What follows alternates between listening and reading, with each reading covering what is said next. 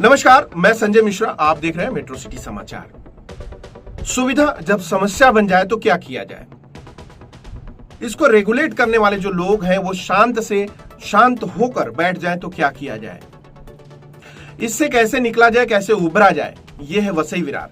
वसई विरार में आपकी सुविधा के लिए जो चल रहे हैं ऑटो रिक्शे हैं, नालासोपारा, वसई और विरार, नायगांव, ईस्ट वेस्ट में, ये सारे ऑटो रिक्शे में आप देखते हैं कि वॉयलेशन कितने हो रहे हैं। ये जो वॉयलेशन है, जो नियमों का जो उल्लंघन किया जा रहा है, ये कौन कर रहा है, कैसे कर रहा है और किसकी देखरेख में कर रहा है, और अगर कर रहा है तो उस पे संबंधित अधिकारी क्या कर रहे हैं। जब ऐसी परिस्थितियां बनती हैं तब लोगों का, जनता का गुस्सा फूटता है। ऐसे ही जनता का गुस्सा फूटा नालासोपारा पश्चिम में, जहां पे ऑटो रिक्शा के किराए के लिए विवाद हो गया। लोगों ने ऑटो रिक्शा चलना ही बंद कर दिया।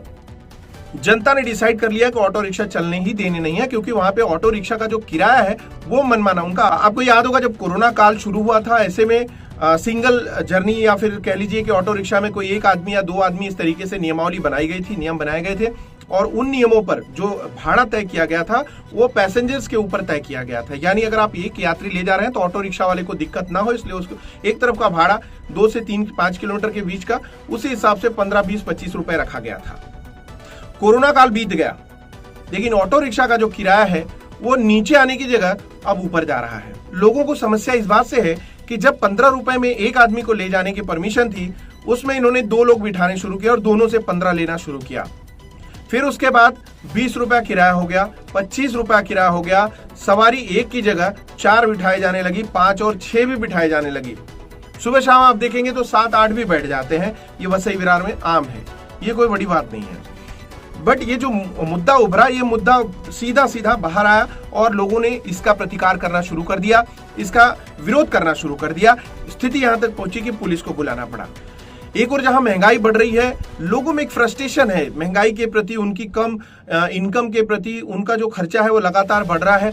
ऐसे में जब ऑटो रिक्शा पे बात आती है तो या जो चालक हैं, ऑटो रिक्शा चालक, वो लगातार उसके भाव में कहीं ना कहीं इजाफा कर रहे हैं, बढ़ोतरी कर रहे हैं, जो कि ना आरटीओ से परमिटेड है और ना ट्रैफिक डिपार्टमेंट से कहीं से उसके कोई नोटिफिकेशन या उनको कहीं से अप्रूवल है। तो इस तरीके से जब उन्होंने मनमाना किराया वसूलना शुरू किया, नालासोपारा की ये घटना है जहां पे लोगों का गुस्सा फूट गया और उन्होंने ये रिक्शा चालकों द्वारा मनमानी किराया लेने पर मंगलवार को शाम को लोगों का जो उन्होंने विरोध करना शुरू कर दिया।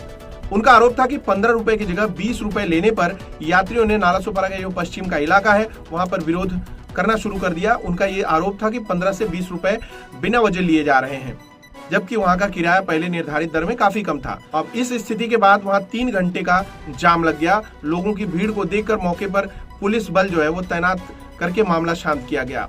स्थानीय लोगों का आरोप है कि 3 सवारी बैठाने पर रिक्शा वाले यात्री से 20 रुपए लेते हैं, जो सरासर गलत है।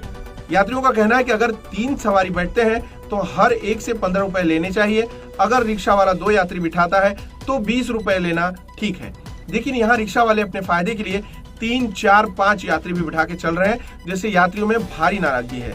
इधर रिक्शा वालों का कहना है कि सीएनजी और पेट्रोल के दाम आए दिन बढ़ रहे हैं, जो लोगों को दिखाई नहीं देते। तो ऐसी समस्या पे क्या किया जाना चाहिए, इस पे ट्रैफिक डिपार्टमेंट और आरटीओ विभाग जो है, ये इन लोगों को सामने आना चाहिए। और ऐसी जो समस्या है जहाँ पे आपने देखा होगा कि स्टैंड जो है वो, कितने स्टैंड है ऑटो स्टैंड जो परमिटेड नहीं है, मतलब इसमें बहुसंख्यक ऐसे हैं जिनको परमिशन ही नहीं है ऑटो स्टैंड बनाने के लिए। 4 रिक्शे खड़े कर लिए और वो कल से स्टैंड हो जाता है, उसके लिए कोई मानक तय नहीं है। और आप देखते हैं रात को जब ट्रैवलिंग करते हैं ऑटो रिक्शा जो चालक हैं वो ना तो यूनिफॉर्म में होते हैं, ना उनके पास लाइसेंस बैच का तो कोई चेक करने वाला है नहीं। जब यूनिफॉर्म देखने के लिए भी पब्लिक है तो यूनिफॉर्म भी नहीं पहनते।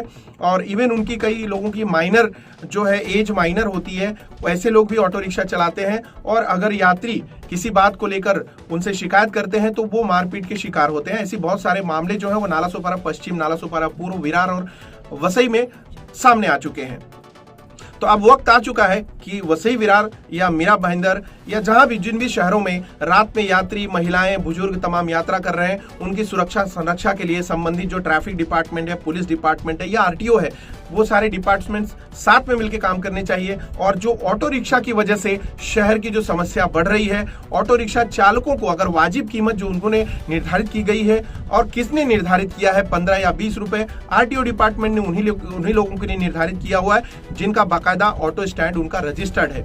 जबकि आप देखते हैं कि अधिकतर मतलब 60 से 70% जो रिक्शा लगा के गाड़ियों से जो सड़कों पे खड़े हैं गाड़ियों के लिए अवरोध बन के, ऐसे सारे जो ऑटो स्टैंड से वो परमिटेड ही नहीं है।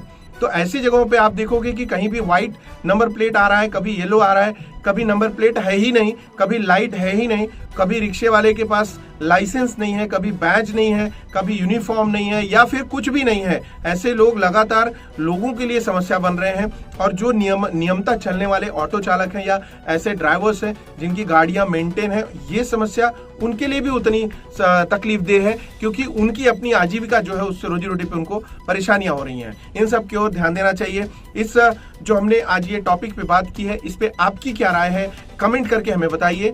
ये अगली खबर में हम आपको फिर से वो मुद्दा लेंगे और उसमें आपके दिए हुए सुझाव पर हम आवाज उठाएंगे।